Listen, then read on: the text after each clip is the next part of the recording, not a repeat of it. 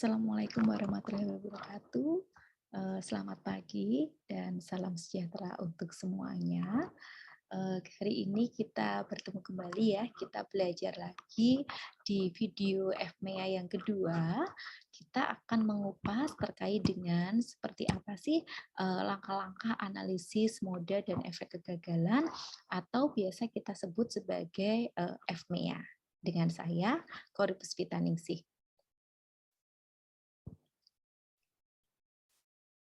Ya, seperti penjelasan di materi sebelumnya bahwa FMEA itu adalah suatu tools atau alat brainstorming secara kelompok dan metode perbaikan kinerja dengan mengidentifikasi dan mencegah potensi kegagalan sebelum terjadi ya. Jadi sifatnya ini kata kuncinya adalah dia dilakukan secara proaktif ya.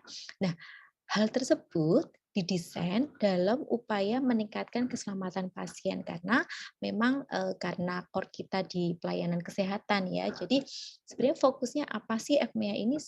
Arah tujuan utamanya adalah terkait dengan keselamatan pasien. Tetapi seperti program-program di dalam manajemen risiko yang lain bahwa risiko itu tidak hanya terjadi kepada pasien saja, tetapi juga bisa terjadi kepada tenaga kesehatan, kepada lingkungan maupun terkait dengan core bisnis yang ada di rumah sakit. Nah, selanjutnya FMEA itu mengidentifikasi potensi kegagalan dalam proses. Ya, jadi karena memang kita itu penekanannya adalah dalam upaya proaktif, maka upaya proaktif apa yang memang bisa kita cegah?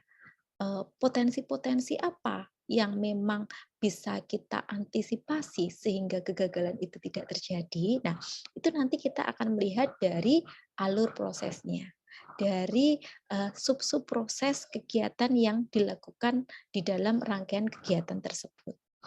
Kemudian yang perlu diperhatikan lagi di sini adalah FMEA itu tidak memperbaiki kegagalan. Ya, jadi di sini itu karena dia sifatnya proaktif adalah kita itu akan melakukan suatu upaya gimana sih caranya supaya ini tidak terjadi lagi seperti itu. Atau ini memang belum terjadi ya, tetapi mungkin ini bisa terjadi sehingga kita perlu melakukan suatu pencegahan supaya kegagalan itu tidak terjadi, supaya resiko-resiko itu bisa kita minimalkan. Nah, itulah tujuan dari FMEA. Nah, apa yang akan FMEA berikan? Ya, jadi di dalam FMEA itu bisa diterapkan atau bisa dilakukan pada proses yang telah dilakukan saat ini. Yang kedua, proses yang belum dilakukan atau baru akan dilakukan, misalnya implementasi elektronik rekam medis. Ya, jadi ketika kita melakukan suatu pengembangan rekam medis elektronik ini kan akan melibatkan banyak pihak. Ya, tidak hanya terkait dengan kesiapan dari sistem itu sendiri, terkait kesiapan dari aplikasi itu sendiri, tetapi bagaimana nanti dokter, profesional pemberi asuhan lain itu mau untuk mengisi rekam medis secara real time, secara tepat waktu, dan juga nanti bagaimana dukungan dari infrastruktur yang ada di sana. Jangan-jangan nanti ketika rekam medis elektronik ini diterapkan, listriknya mati. Kemudian bagaimana nanti upaya yang akan kita lakukan ketika listrik mati? Apa iya tidak menggunakan rekam medis? Kan nggak bisa seperti itu ya. Maka harus ada upaya pencegahannya. Ketika rekam medis elektronik itu diterapkan dan ketika nanti misalnya listrik mati, genset tidak bisa mengakomodir, maka apa plan B yang akan kita gunakan gitu loh. Apakah mau kembali ke konvensional? Nah, itu nanti yang perlu dibicarakan. Yang perlu menjadi salah satu action atau tindak lanjut di dalam siklus FMEA ini. Kemudian misalnya FMEA itu juga bisa kita terapkan di dalam pembelian alat baru. Ya, sama halnya tadi ketika kita mengimplementasikan rekam medis elektronik. Yang namanya pembelian alat baru ini tentunya akan ada proses adaptasi juga. Berhasil nggak nanti ketika operasi itu dilakukan dengan alat baru seperti ini. Nah, itu kan perlu suatu uji coba terlebih dahulu ya. Jangan sampai nanti proses uji coba ini juga menimbulkan suatu kegagalan, ya kegagalan yang beresiko tinggi. Ya kalau bisa ada kegagalan tapi sudah kita minimalkan. Kemudian misalnya kita mau melakukan redesign ruangan. Ya contohnya misalnya kembali lagi di era BPJS ini kan pasiennya cukup meningkat ya. Pasien dengan jaminan BPJS ini cukup meningkat. Hampir semuanya memang mendapatkan pelayanan itu dengan jaminan BPJS. Maka tidak ada salahnya rumah sakit berupaya untuk melakukan upaya peningkatan mutu dengan cara melakukan redesign loket. Nah, loketnya dulu mungkin trennya hanya dibedakan menjadi pasien baru dan pasien lama. Tetapi di era BPJS ini mungkin bisa kita bedakan menjadi pasien umum dan pasien jaminan. Ya, orang-orang yang memang mendaftar dengan pasien umum mungkin pelayanannya juga akan berbeda dengan pasien yang dengan jaminan BPJS. Alurnya, sarana prasarananya, kemudian terkait dengan prosesnya itu kan berbeda. Kalau pasien BPJS ya dia harus memenuhi persyaratannya dulu, administrasi, banner informasi, alur informasi yang dipasang di dalam loket itu juga akan berbeda dengan yang pasien umum. Sehingga memang di dalam proses redesign ini tentunya tidak hanya sekedar terkait dengan banner alur informasi, ketersediaan loket, ketersediaan orang aja, tetapi apa saja nanti proses edukasi yang perlu kita berikan kepada pasien sehingga pasien itu ketika datang ke pendaftaran itu dia nggak bingung, loh dulunya loketnya itu baru dan lama, kenapa sekarang loketnya menjadi seperti ini? Nah itu adalah salah satu proses adaptasi yang perlu kita lakukan di dalam kegiatan FMEA ini ya. Kemudian yang kedua adalah daftar prioritas yang membantu peningkatan fokus pada masalah yang paling mendesak ya. Ini nanti akan kita temukan ketika kita membuat suatu risk prioritas number ya. Jadi kita akan melakukan suatu ranking resiko ya, di mana di dalam ranking resiko itu harapannya memang kita akan berfokus pada resiko yang paling penting, yang paling mendesak, yang harus urgent kita selesaikan segera. Dan yang ketiga adalah terbaik untuk analisis sistem, bukan insiden. Ya, artinya di sini FMEA ini akan sangat tepat ketika kita menganalisis suatu sistem. Sistem itu apa sih? Ya, sistem itu tentunya ada input, proses, output. Ya, apapun kegiatan yang dilakukan itu pasti ada inputnya. Inputnya itu bisa dari SDM, bisa dari sarana prasarana, bisa dari regulasi. Ya, itu adalah input. Kemudian prosesnya ini tentunya nanti akan berkaitan dengan bagaimana prosedur operasional yang ada di sana, alur proses kegiatan itu seperti apa untuk menghasilkan suatu output atau kinerja dari proses si sistem tersebut. Nah, kalau kita berbicara insiden, ya artinya itu adalah suatu kejadian yang tidak diharapkan. Apa sih contohnya insiden? Ya kalau insiden misalnya kita membahas terkait dengan pasien resiko jatuh, rekam medis hilang. Nah, itu adalah suatu insiden ya. Misalnya kejadian salah operasi itu insiden. Nah, kurang tepat ini kalau insiden itu kita lakukan suatu analisis dengan menggunakan FMEA. Karena nanti ada tool-nya sendiri. Ada tool yang bisa kita gunakan untuk melakukan suatu analisis insiden. Namanya adalah root cause analysis. Baik, menurut GCA ya di dalam standar KPS 10 itu disampaikan bahwa program berkelanjutan untuk mengidentifikasi dan mengurangi efek samping yang tidak terduga dan risiko keselamatan pasien dan staf didefinisikan dan diimplementasikan. Nah, artinya di sini memang rumah sakit itu perlu mengidentifikasi apa proses yang berisiko tinggi. Kemudian kita juga memprioritaskan resiko itu per tahun, mengurangi resiko itu secara aktif per tahun, dan tentunya kita melakukan redesign ulang berdasarkan aktivitas. Sekali lagi, aktivitas itu adalah proses, ya, proses atau rangkaian kegiatan yang dilakukan oleh seseorang dalam tadi untuk bisa menyelesaikan suatu output-nya. Tentunya di situ tadi ada yang namanya input ya. Jadi di sini memang poin penting dalam kegiatan FMEA itu adalah dia harus dilaksanakan secara berkelanjutan. Kemudian sekarang coba kita lihat kembali ya. Di dalam video sebelumnya, kita juga sudah belajar terkait dengan FMEA dalam akreditasi.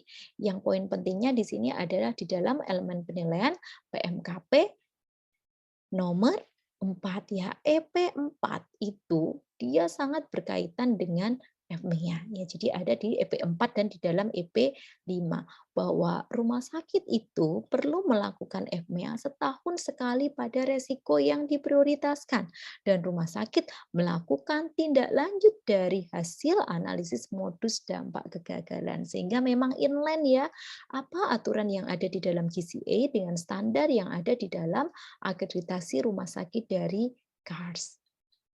Baik, sekarang kita lihat kalau tadi kita menyinggung terkait dengan insiden, kita juga menyinggung terkait dengan suatu upaya pencegahan secara proaktif pada suatu analisis sistem.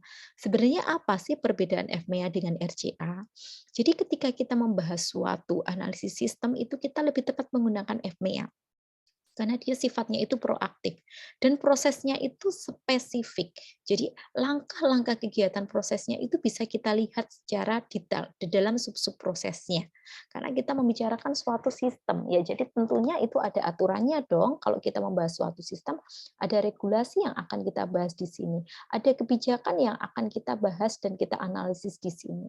Kemudian diagram alur prosesnya itu pasti ada sehingga ketika kita melakukan brainstorming dengan tim itu kita akan melihat sebenarnya di alur keberapa, di tahapan apa yang memang perlu kita analisis secara lebih mendalam sehingga potensi kegagalan itu bisa kita cegah. Kemudian yang ketiga adalah apa yang bisa terjadi. Nah, kalau kita membahas apa yang bisa terjadi, tentunya ini belum tentu terjadi, tetapi kita membayangkan mungkin ini bisa terjadi ya di dalam alur tersebut. Mungkin ini bisa terjadi seperti itu. Kemudian yang keempat adalah fokus pada potensi kegagalan proses suatu sistem. Ya, jadi sekali lagi kata kuncinya adalah potensi loh ya. Jadi kita belum berbicara sesuatu yang gagal, tetapi yang mungkin bisa gagal, yang mungkin bisa terjadi, yang potensial terjadi. Dan yang terakhir, FMEA itu mampu mencegah kegagalan sebelum terjadi ya. Kemudian RCA. Nah, RCA ini sifatnya dia reaktif. Kalau reaktif itu artinya dia sudah terjadi. Ada kejadian yang spesifik yang akan kita bahas. Contohnya apa, Bu? Contohnya misalnya kita mau membahas nih ya, terkait dengan kasus misalnya eh, rekamedis misfel. Ya, rekamedis misfel ini sebenarnya kejadiannya spesifik nggak sih? Kita bisa menelusur nggak kalau misalnya terjadi rekamedis misfel? Oh bisa dong, rekamedisnya nomor rekamedisnya berapa yang mau kita bahas misfel? Kapan dia melakukan kunjungan terakhir? Dengan dokter siapa? Kemudian kita akan melihat di rak mana, supra apa, siapa yang kemungkinan meminjam, itu nanti bisa kita telusur melalui tracer ya. Jadi kita melihat suatu kejadian yang spesifik atau misalnya kita membahas suatu insiden terkait dengan salah identifikasi pasien. Ya. Ketika kita membahas kesalahan identifikasi pasien, maka harus jelas nih tempatnya di mana terjadi kesalahan identifikasi pasien. Apakah di pendaftaran? Atau mungkin dia terjadi di klinik. Kalau dia terjadi di klinik, artinya kemungkinan potensial juga diawali kesalahan itu terjadi di pendaftaran. Tetapi kalau kesalahan itu terjadi di pendaftaran, artinya itu baru terjadi di proses awal, karena tugas pendaftaranlah yang bertanggung jawab untuk melakukan identifikasi pasien secara menyeluruh. Dan kita bisa melihat bagaimana proses wawancara pada saat tugas pendaftaran melakukan identifikasi pasien. Bagaimana proses melakukan validasi antara kartu identitas dengan isian di dalam formulir dan dengan hasil wawancara. Itu semuanya bisa kita telusur. Ya, tetapi berdasarkan kejadian di lapangan, bukan berdasarkan alur proses yang seharusnya. Kalau kita berbicara alur proses yang seharusnya, kita berbicara sistem, maka kita akan berbicara FPA. Tetapi kalau kita berbicara dengan kejadian yang spesifik, yang memang terjadi sesuai dengan kondisi yang di lapangan, maka kita akan berbicara dengan RCA. Nah, yang kedua, di dalam RCA itu kita membuat diagram kronologis. Sekali lagi, kita akan membuat diagram itu sesuai dengan kronologi yang terjadi di lapangan, sesuai dengan cerita dan hasil brainstorming yang sudah kita lakukan bersama tim yang terlibat di dalam kejadian tersebut.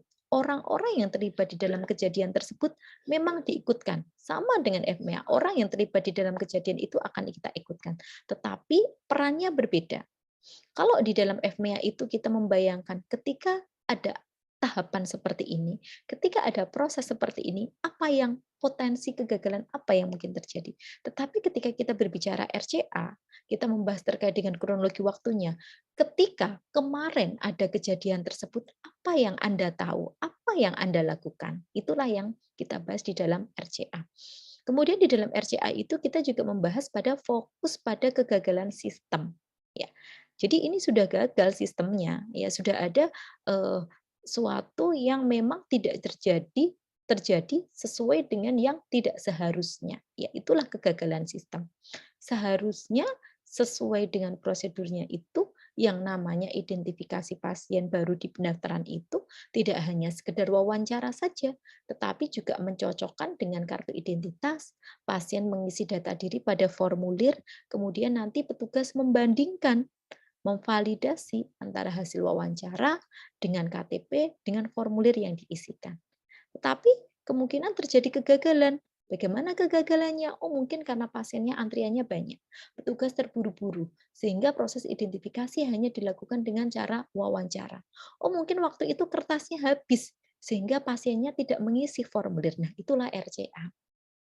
Dan yang terakhir di dalam RCA adalah kita mencegah kegagalan itu muncul kembali, ya.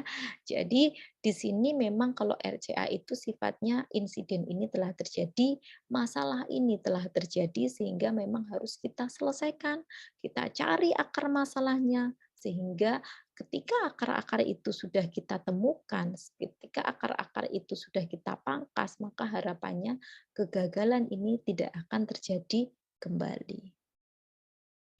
Ya, selanjutnya kita akan membahas terkait dengan mode kegagalan. Ya, mode kegagalan, efek dan penyebab.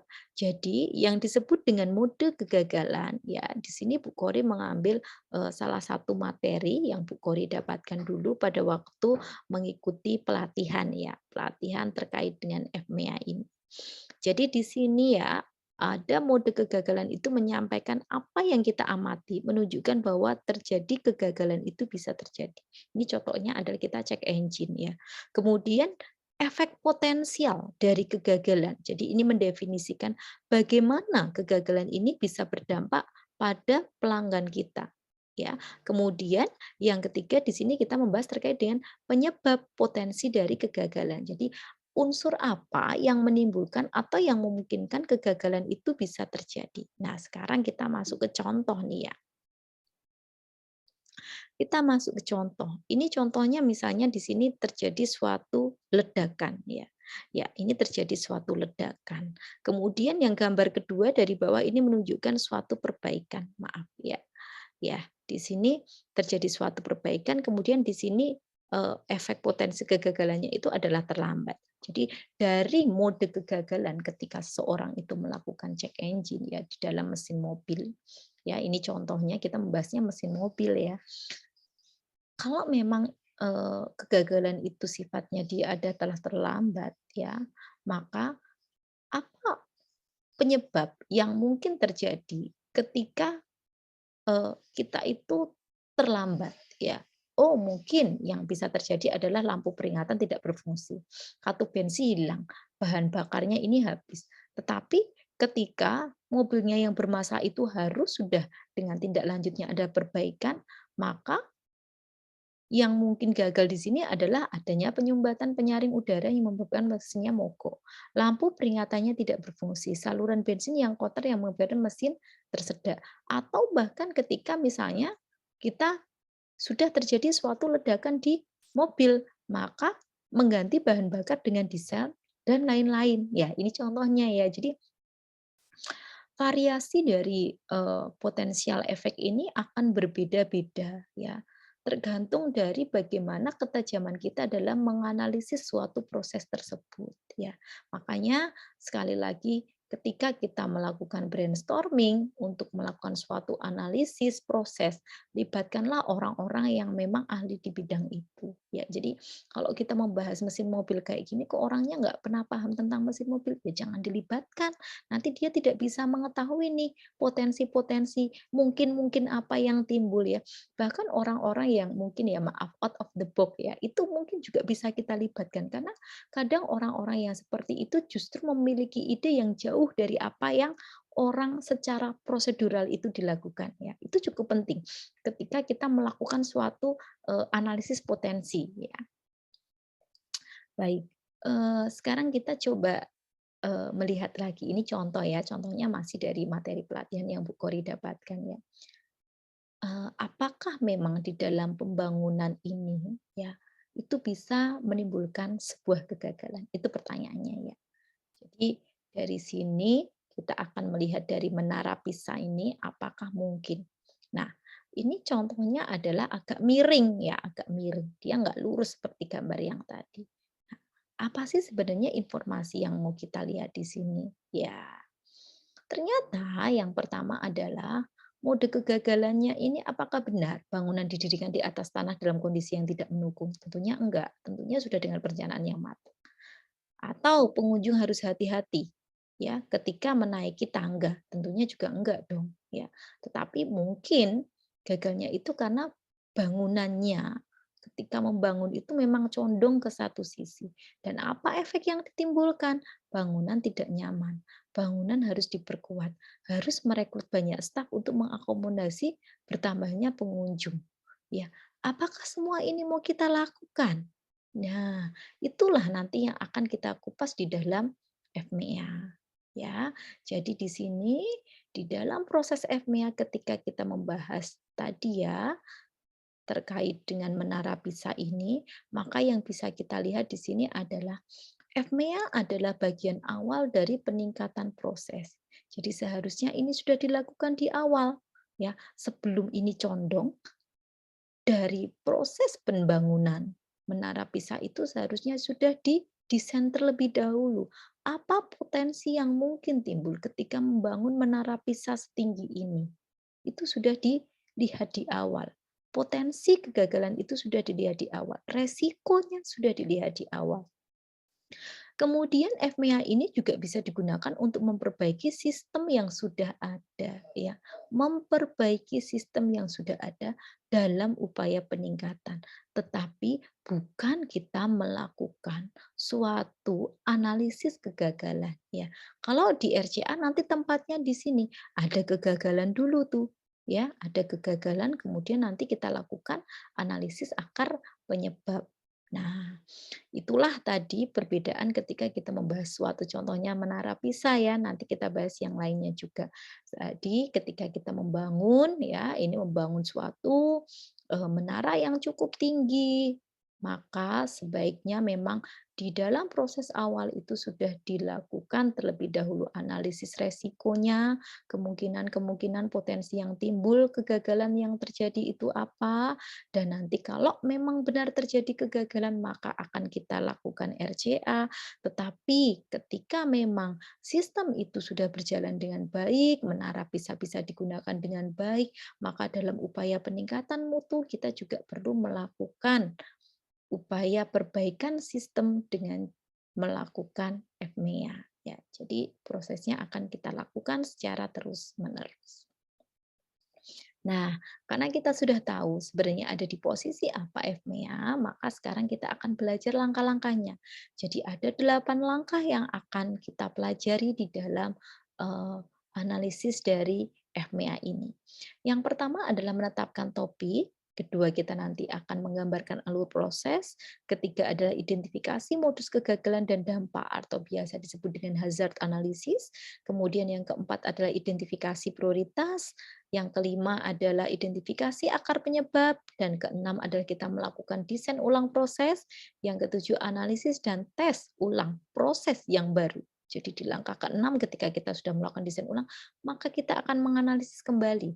Dan yang kedelapan adalah implementasi dan monitoring dari proses baru. Yuk sekarang kita belajar satu persatu dari langkah-langkah FMEA ini. Nah, dalam satu persatu langkah atau tahapan di dalam FMEA, maka akan ada output yang akan dihasilkan. Ketika kita membahas terkait dengan menetapkan topik dan membentuk tim, maka outputnya adalah apa topik yang akan kita angkat, mana timnya. Buktikan dong nanti timnya dengan SK pembentukan tim. Kemudian yang kedua adalah gambaran alur proses. Ya, alur proses ini akan tergambar, mau bentuknya flowchart itu juga boleh yang sederhana, yang sudah ada di rumah sakit aja yang mau kita bahas. Karena memang kita berbicara sistem, jadi seharusnya rumah sakit juga sudah memiliki bagaimana nanti alur proses yang ada di sana. Kemudian yang ketiga adalah mengidentifikasi modus kegagalan dan dampaknya. Menetapkan prioritas, maka nanti di sini juga ada daftar prioritas modus kegagalannya sampai nanti ke rankingnya. Ada di ranking berapa sih rekam medis? Nanti misalnya seperti itu ya. Kemudian yang kelima, identifikasi akar penyebab modus kegagalan. Jadi kita akan mengetahui sebenarnya akar penyebab dari modus kegagalannya itu apa. Yang keenam adalah melakukan desain ulang proses sehingga nanti outputnya adalah ada proses baru. Tentunya proses baru itu sudah dari hasil perbaikan dari analisis akar penyebab modus kegagalan, karena tujuan kita adalah untuk menurunkan nilai RPN. Kemudian yang ketujuh adalah analisis dan uji coba proses baru. Jadi nanti kita akan melihat bagaimana hasil coba proses baru. Kemudian yang terakhir adalah implementasi dan monitoring proses baru dengan outputnya adalah penerapan proses baru. Di mana dengan adanya penerapan proses baru itu tentunya nanti resikonya sudah menurun. Nah, di langkah pertama, ketika kita menetapkan topik dan tim, maka tujuan dan hasil yang diharapkan itu adalah terpilihnya topik FMEA. Bagaimana cara memilih topik FMEA? Tentunya juga kita melihat dari apa yang memang dia bermasalah di sana ya. Ada nggak data-data komplain pasien? Ada nggak data-data terkait dengan indeks kepuasan masyarakat atau indeks kepuasan pasien ya? Atau misalnya nanti dari tim satuan mutu internal, ya itu juga bisa menjadi suatu dasar cara kita memilih. Kemudian data-data itulah maksudnya nanti yang akan kita gunakan ya sebagai salah satu dasar untuk pemilihan topik. Terpilihnya tim pelaksana untuk topik tersebut, tentunya orang-orang yang terlibat di dalam proses tersebut yang akan dilibatkan. Ibu, kalau misalnya di rumah sakit saya itu sudah ada yang namanya tim PMKP, tim peningkatan mutu dan keselamatan pasien. Apakah bisa menggunakan tim itu? Tentu saja bisa, karena di dalam tim PMKP tentunya sudah ada urian tugas dan tanggung jawabnya berkaitan dengan pengelolaan manajemen resiko, di mana salah satunya di dalam manajemen resiko adalah kegiatan analisis resiko dengan menggunakan metode FMEA. Ya, itu contoh secara singkat. Oke, sekarang kita memilih topik ya. Kita akan memilih proses yang spesifik di rumah sakit. Jadi harus jelas terlebih dahulu apa yang akan kita bahas. Apakah kita akan melakukan FMEA di klinik atau di rawat jalan, di rawat inap atau di reka medis. Kalau di reka medis, subunitnya banyak sekali Ibu. Mana yang akan kita pilih? Tentukan mana yang memang dia nanti menjadi high risk, yang beresiko tinggi, high volume, yang paling sering terjadi, cenderung hampir setiap bulan ada komplainnya, atau memang dia yang high cost. Ya.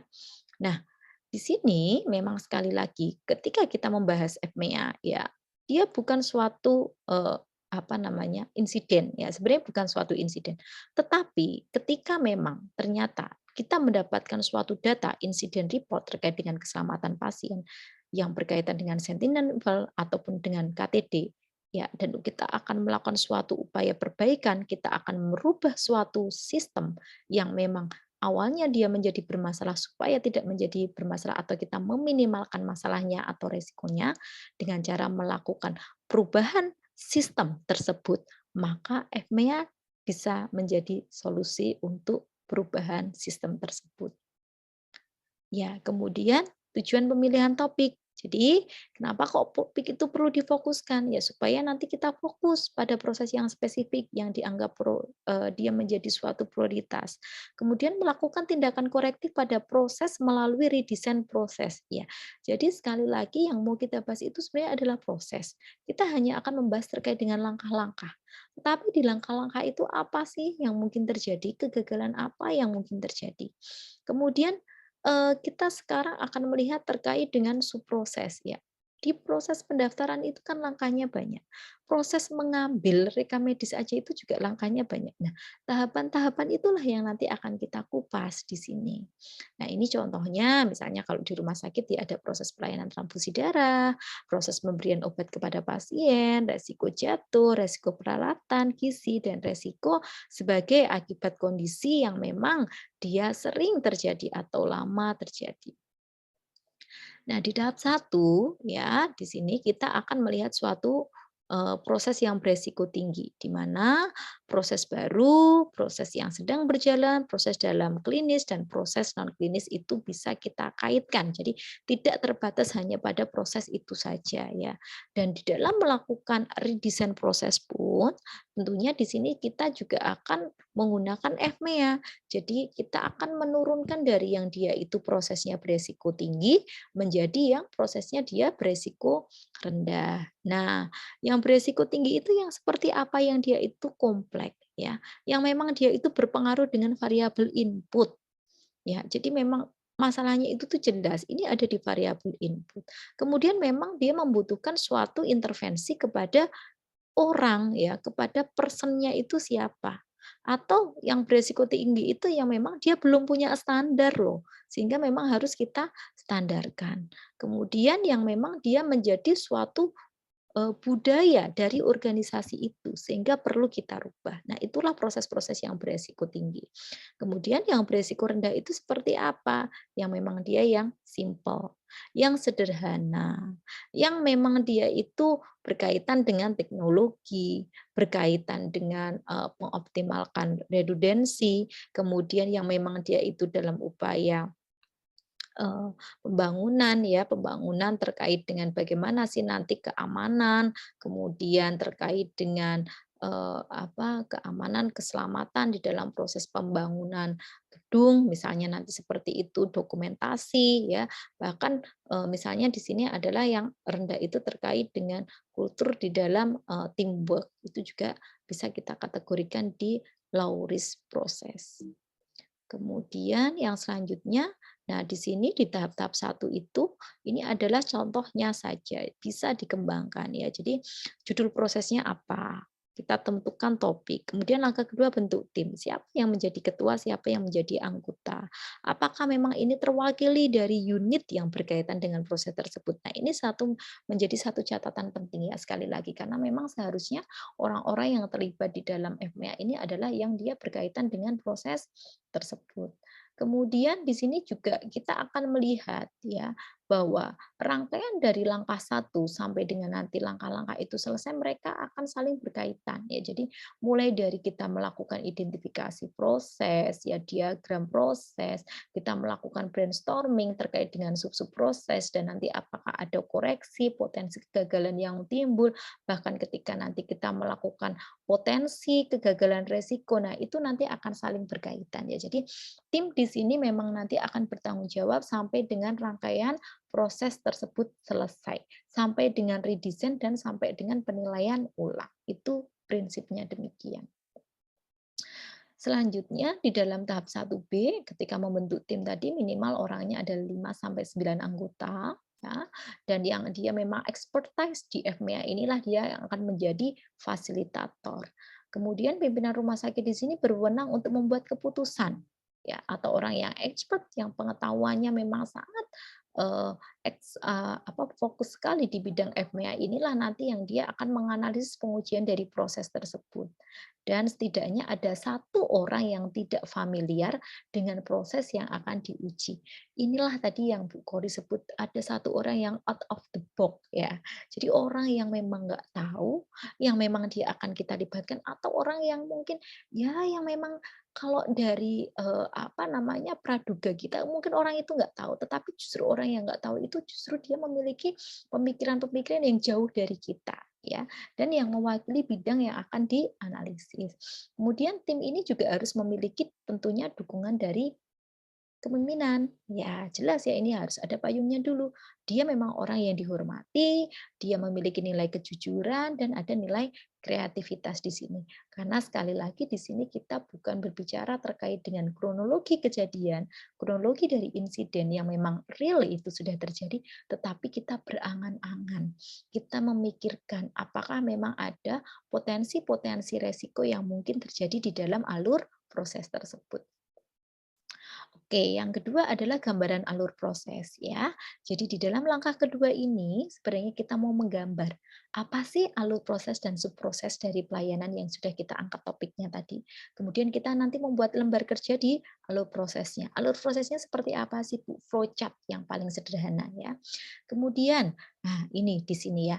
Kita di dalam alur proses tadi bisa membuat bentuknya flowchart, peta arus ya, atau pakai peta arus nilai itu yang bagaimana? Yang dengan nilai.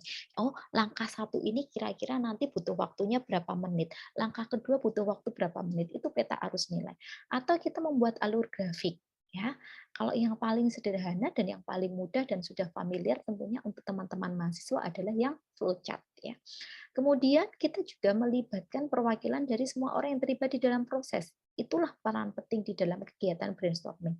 Dan memang di dalam kegiatan brainstorming ini kita harus mengalokasikan banyak waktu.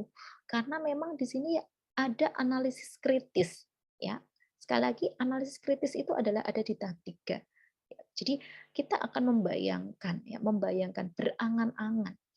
Kalau misalnya ada orang daftar di pendaftaran, apa ya yang mungkin terjadi? Komplain.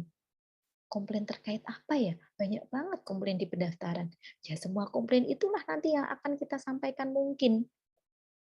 Kalau kita ngerubah loket, ya mungkin ada komplain. Komplain terkait sekarang nomor antriannya berapa, komplain terkait dengan alurnya bagaimana, komplain terkait nanti apakah pelayanannya masih sama, itu contohnya ya. Jadi kita membayangkan yang mungkin-mungkin itu. Kemudian kita juga membayangkan kalau loketnya baru, nanti kira-kira perlu tambah komputer nggak? Oh tambah. Kalau nambah komputer, kira-kira ada masalah nggak nanti di komputer? Kalau misalnya nambah komputer, orangnya nggak nambah, terjadi kegagalan nggak? Oh ya mungkin. Ya, nah itulah mungkin mungkin seperti itu yang akan kita bahas di sini di dalam tahap ketiga. Nah, selanjutnya di dalam tahap ketiga sekarang kita akan membuat suatu rangkaian contoh. Contohnya di sini adalah waktu tunggu pendaftaran BPJS yang lama. Jadi kita akan membahas kemungkinan ya dengan adanya perubahan loket ya, maka akan justru menimbulkan terkait dengan waktu tunggu yang lama di bagian pendaftaran. Ya, jadi tujuannya adalah melakukan redesign loket, tetapi justru mungkin yang akan terjadi adalah lama. Kenapa kok bisa lama? Karena loketnya baru. Ya. Nah, kenapa itu bisa terjadi? Kita lihat. Di dalam rangkaian untuk melakukan suatu pendaftaran, ini hanya contoh ya. Sekali lagi ini contoh. Kenapa Bu Kori tekankan contoh? Karena kemungkinan alur proses di setiap rumah sakit berbeda-beda. Jadi di sini Bu Kori hanya mengambil kasusnya yang prinsip ya. Yang namanya pendaftaran BPJS itu yang pertama ada verifikasi syarat, yang kedua cetak SEP, yang ketiga adalah registrasi atau pendaftaran itu sendiri. Ini ada 3 poin penting itu.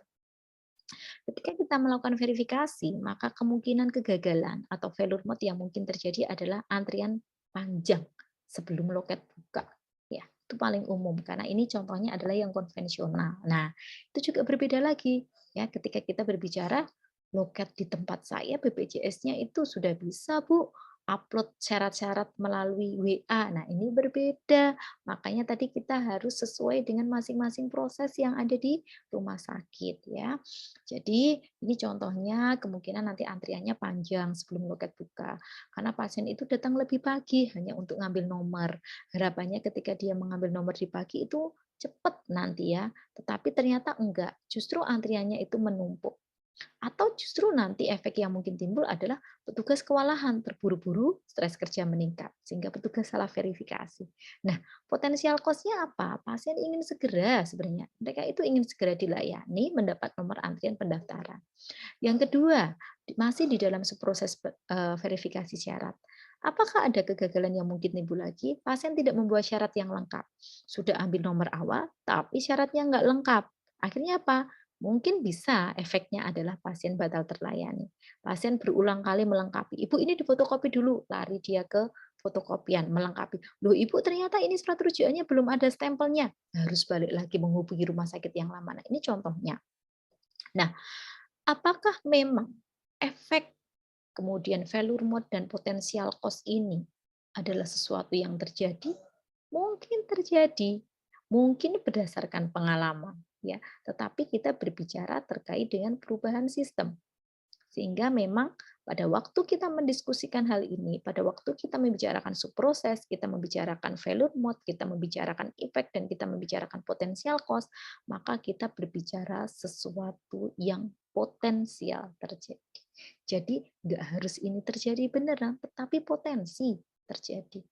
Kemudian mungkin juga ketika pasien tidak membawa syarat ini juga akan berdampak pada pengunjung lain. Jadi nggak hanya berdampak pada pasien sendiri. Contohnya apa kalau dia berdampak pada pengunjung lain? Ya waktunya semakin lama karena untuk menyelesaikan satu orang pasien saja, petugas itu harus melayani berulang kali. Itu contohnya ya. Jadi waktu pelayanannya menjadi jauh lebih panjang.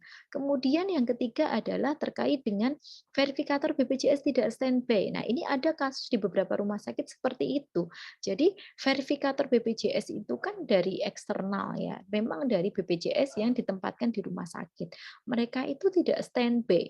Padahal loket pendaftarannya itu bukanya misalnya dari jam 24 jam ya, atau dari jam 8 pagi sampai jam 9 malam. Petugasnya dari BPJS standby-nya hanya jam kerja, misalnya jam 8 sampai jam 3. Nah, bagaimana ketika verifikator itu tidak standby, sedangkan kita itu membutuhkan mereka dalam pengambilan keputusan.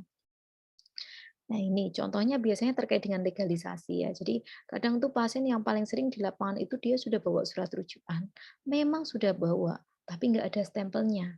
Nah kalau nggak ada stempelnya mau kita anggap apa? Legal nggak ini? Itu kan kita butuh koordinasi dengan verifikator BPJS. Ini mau dilegalkan atau enggak? Dengan catatan kita juga melihat riwayat ya di dalam apa namanya ketika kita mau mencetak SEP itu kan kita juga bisa melihat tuh nanti pasien ini sebelumnya dirawat di mana, dia rujukan dari mana itu kan juga kelihatan. Tapi secara administrasi kan juga harus didukung dengan adanya surat rujukan yang sudah dengan stempel basah, itu contohnya. Kemudian mungkin juga ketika verifikator tidak standby akan timbul masalah adalah petugas mendapat komplain dari pasien. Petugas membutuhkan waktu lebih lama untuk menghubungi verifikator karena hubungannya hanya bisa menghubungi via telepon atau via WhatsApp. Itu contohnya. Nah, subproses yang ketiga atau yang kedua ya terkait dengan cetak SEP. Apa sih kemungkinan kegagalan yang bisa terjadi ketika melakukan cetak SEP? Oh, jaringan internetnya lama. Ya, maka apa dampak yang bisa timbul? Waktu tunggu pasien semakin lama. Meningkatkan stresor petugas karena harus berulang kali merestart program. Maka potensial cost-nya apa? Ya kapasitas jaringan internetnya kurang memadai, atau dia menggunakan LAN, atau dia menggunakan WiFi. Nah, ini yang memang nanti potensial cost inilah nanti yang akan menjadi kata kunci untuk akan kita selesaikan. Yang ketiga, subprosesnya di bagian registrasi ya atau pendaftaran. Apa kemungkinan kegagalan yang terjadi? Oh, SIM RS belum terintegrasi dengan aplikasi SEP. Efeknya waktu lama, double entry ya. Potensial cost-nya SIM belum support ya. Jadi memang harus diintegrasikan. Kemudian yang kedua adalah failure mode-nya adanya petugas yang masih orientasi. Nah, ini juga terjadi nih beberapa kasus rumah sakit ya. Ada anak PKL lah, ada anak yang masih orientasi lah ya. Apakah itu beresiko? Tentu beresiko ya. Apa resikonya? Pasien mendapatkan informasi yang kurang lengkap. Namanya juga masih karyawan orientasi ya. Secara namanya kalau orientasi itu secara knowledge, secara pengetahuan dia masih terbatas, masih di bawah supervisi. Sehingga penjelasan atau edukasi yang disampaikan kepada pasien tentunya tidak selengkap ketika dilayani oleh si petugas senior. Yang kedua double verifikasi ya kalau memang masih di bawah supervisi dan tentunya ini juga akan berdampak pada pengunjung lain. Waktu tunggunya akan menjadi jauh lebih lama. Yang ketiga, kegagalan yang mungkin terjadi adalah ketika kita melakukan registrasi adalah alat kerja terbatas. Ini cukup banyak ditemukan kalau memang kasusnya itu adalah rumah sakit kecil atau rumah sakit sedang ya. Printernya, komputernya ada 2, printernya satu gantian, ya. Nah, itu contohnya, ya. Nah, ketika alat kerja terbatas, itu maka apa dampak yang bisa ditimbulkan? Efeknya penggunaan alat kerjanya tentu bergantian. Harus meningkatkan ketelitian dalam penyatuan berkas dan hasil cetakan. Contohnya misalnya, printer untuk label atau stiker pasien itu hanya satu. Padahal yang ngeprint nanti bisa dari petugas satu dan petugas 2 ya. Nah, kalau misalnya label atau stiker pasien ini tertukar, maka resikonya besar loh nanti terkait dengan identifikasi ya. Itu sudah nanti misalnya kita tempel sehingga harus ditingkatkan ketelitiannya. Ketika memang alat kerja itu digunakan secara bergantian atau alat kerjanya terbatas. Dan apakah itu juga berdampak pada pasien? Oh ya, nomor antriannya mungkin tidak sesuai dengan identitas pasien tersebut karena tadi misalnya nyelip ya keliru ya petugasnya kurang teliti sehingga stiker labelnya misalnya harusnya ke pasien A malah diserahkan ke pasien B karena tadi ngeprintnya gantian itu contohnya.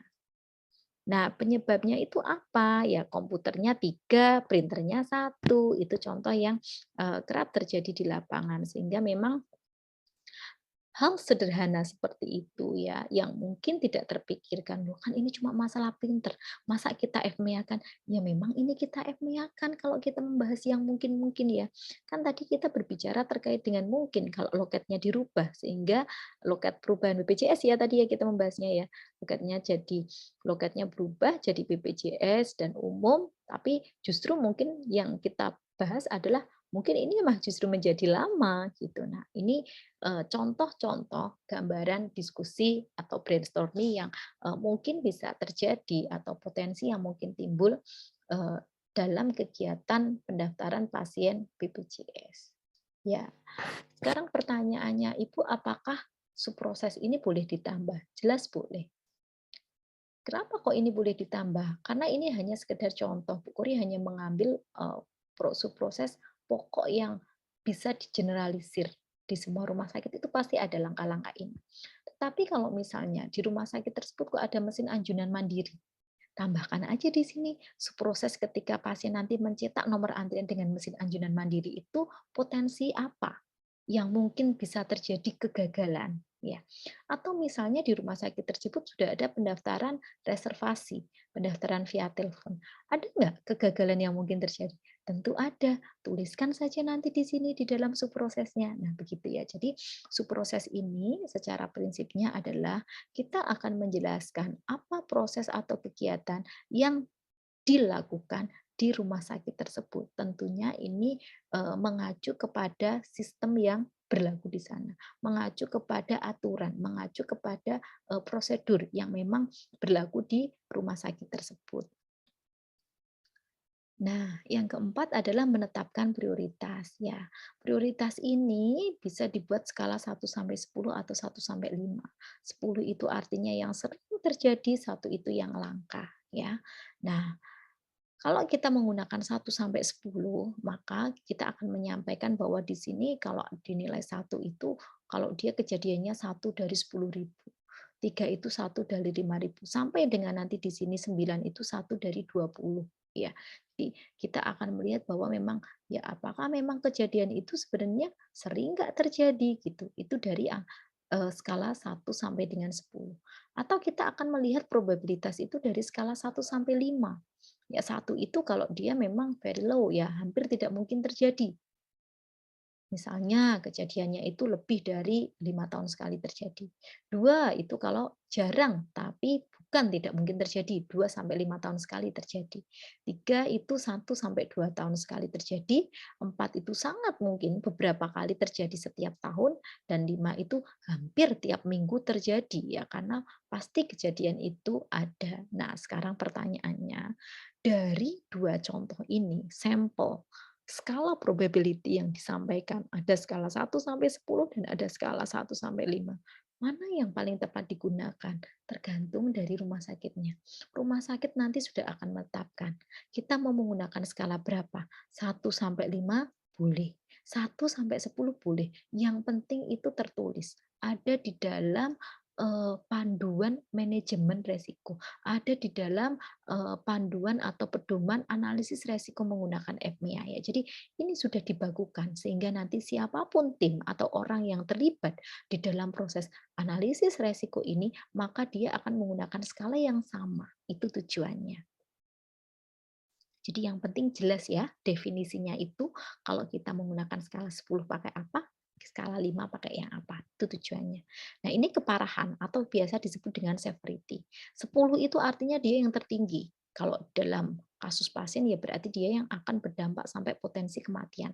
Dan yang satu itu yang pasien tidak peduli, bukan berarti pasiennya senang, tetapi mungkin ini tidak berdampak sama sekali ya, tidak terlalu terkait sekali dengan si pasien. Nah, ini contohnya juga skala 1 sampai 10 ya. Jadi kalau satu itu minor efeknya ya, atau tidak berdampak sama sekali ya. Jadi di sini disampaikan bahwa mungkin memang ada resiko yang ditimbulkan, tetapi tidak menimbulkan dampak yang signifikan atau efek yang signifikan.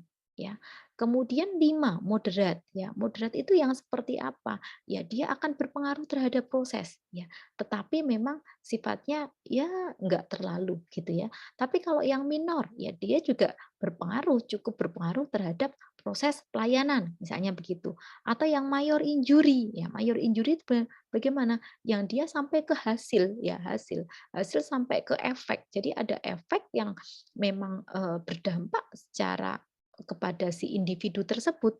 Kemudian kalau yang 10 katastrofik, bahkan bisa sampai ke tahap terminal atau tahap kematian. Jadi ini yang sangat ekstrim itu nanti yang ada di dalam ranking 10 ya, yang memang dia menimbulkan suatu dampak hingga kematian atau misalnya cacat permanen. Nah, itu ada di dalam 10, ranking 10.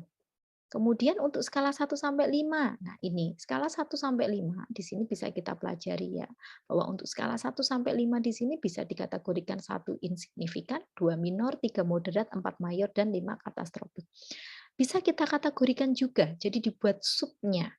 Oh, kalau kita berbicara terkait dengan cedera pasien, maka kalau yang 5 itu dia kematian.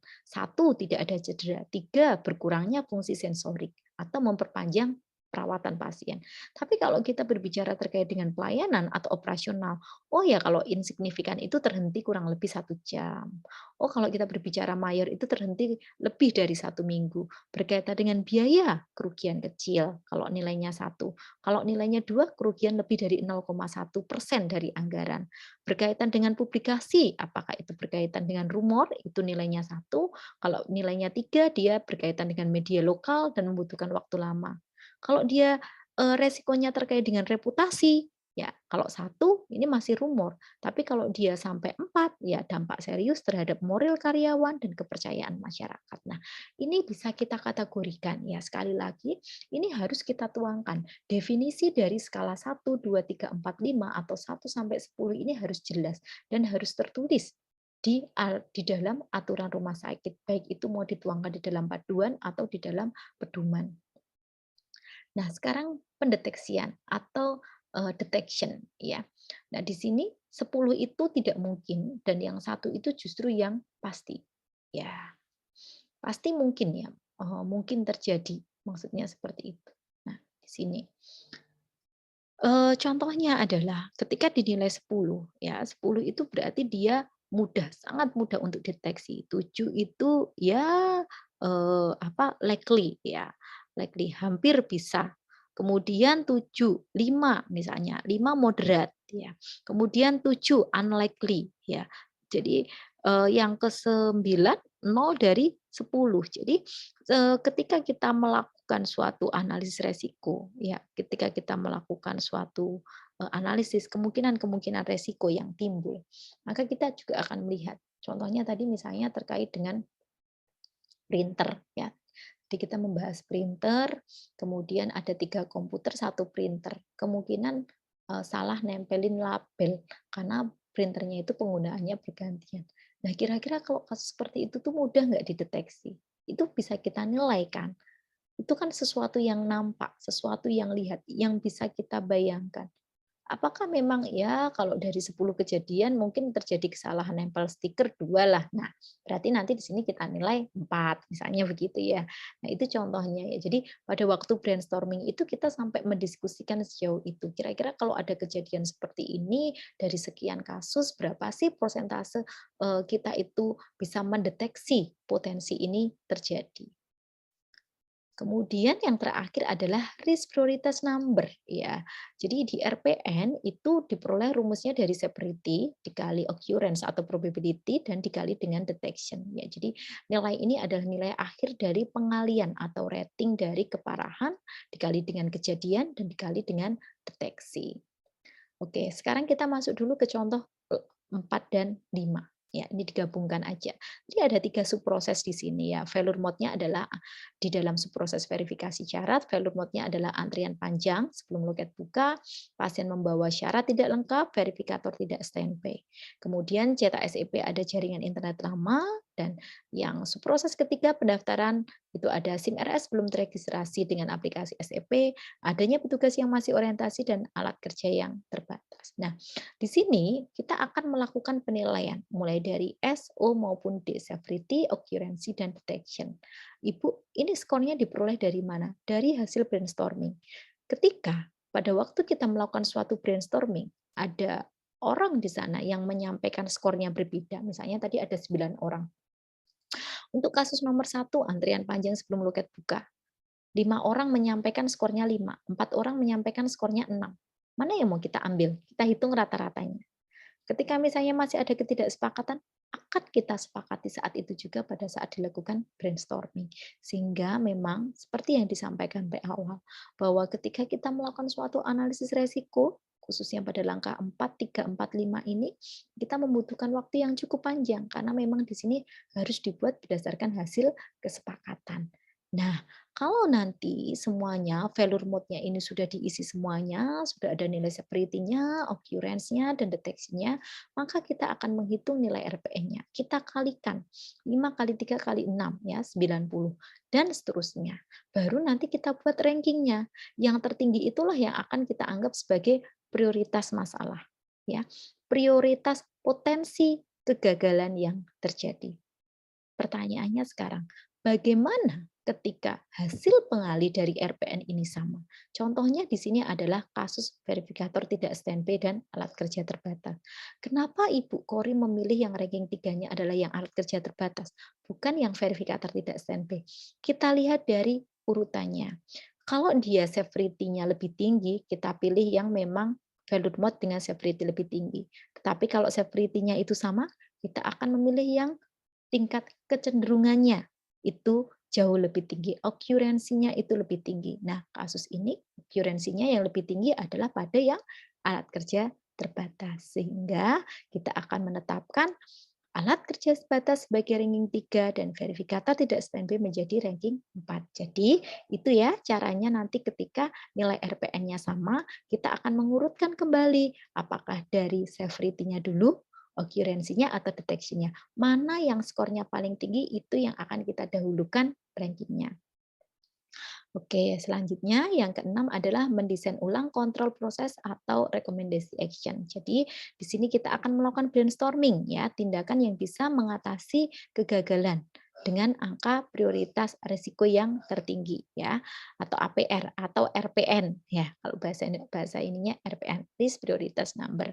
Di sini tujuannya apa? Untuk mengeliminasi resiko yang memungkinkan, memitigasi resiko jika tidak bisa dieliminasi, atau kita mencari peluang untuk bukti kegagalan ya. Jadi sekali lagi tujuannya di sini bukan menghilangkan, tetapi kita melakukan mitigasi atau eliminasi resiko yang mungkin bisa terjadi.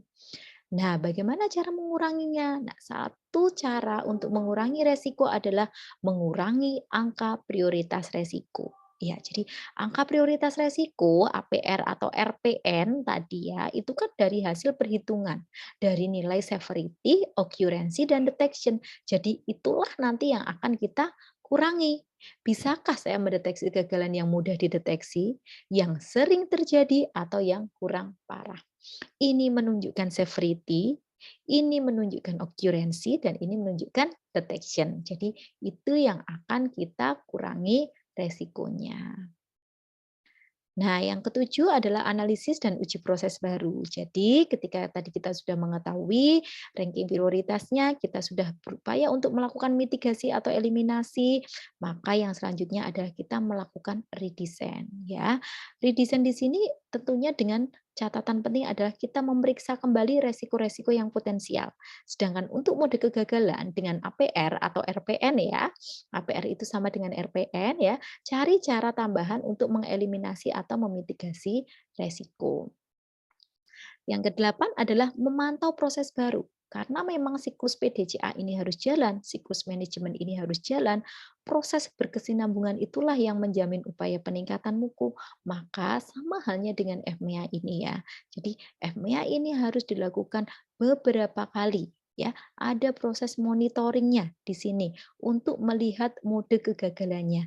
Apakah memang mode-mode kegagalan yang sudah kita eliminasi tadi nilai RPN-nya sudah menurun, severity-nya sudah menurun, okurensinya sudah menurun, deteksinya sudah menurun. Dan itulah yang menunjukkan bahwa keberhasilan dari FMEA di rumah sakit itu dengan adanya penurunan nilai RPN. Nah, ini contohnya ya, teman-teman semuanya ya, teman-teman mahasiswa. Jadi kita kembali lagi ke contoh tadi ya. Di sini tadi ada contohnya adalah eh, verifikasi syarat BPJS ya. Di sini tadi ada ranking 1, ada di SIM RS yang belum terintegrasi, kemudian ranking 2-nya di jaringan internet ya, kemudian ranking 3-nya tadi di alat kerja. Nah, ini kita lakukan action taken. Jadi upaya mitigasinya itu apa? Oh, ternyata kalau di sini upaya mitigasinya itu tadi contohnya antrian panjang. Ya udah kita buat aja ada mesin nomor antrian. Pembagian loket. Nah, ini contohnya ya.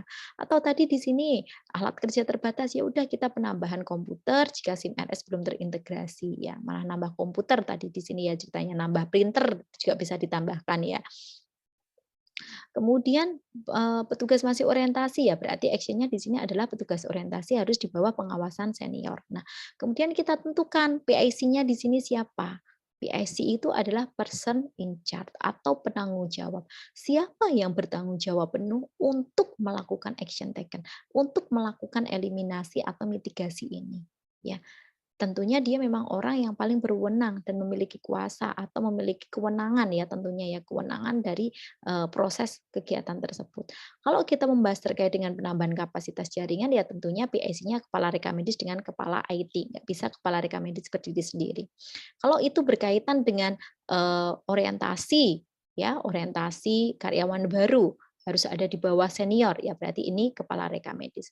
Kemudian kita tentukan timeline. Nah, timeline ini ya tentunya awalnya harus mengacu kepada ranking dulu, tetapi mungkin ada upaya-upaya yang dia sifatnya cukup sederhana sehingga tidak perlu menunggu ranking yang satu diselesaikan. Contoh misalnya sosialisasi. Adanya sosialisasi menyeluruh kepada BPJS kepada peserta. Sosialisasi itu kan mudah ya, kita buat aja banner di situ. Kemudian misalnya kita buat seperti kupon-kupon atau ucapan kartu-kartu kecil itu ya. Jadi setelah melayani pasien, diberikan nomor antrian, "Ibu besok kalau ke sini lagi ini ya syaratnya dibawa." Jadi kita sudah kayak membuat kayak checklist kecil ya, checklist singkat diserahkan kepada pasien sehingga besok pasien datang tinggal baca aja checklistnya itu. Kalau sekedar disampaikan per lisan kan sulit. Nah, itu contohnya.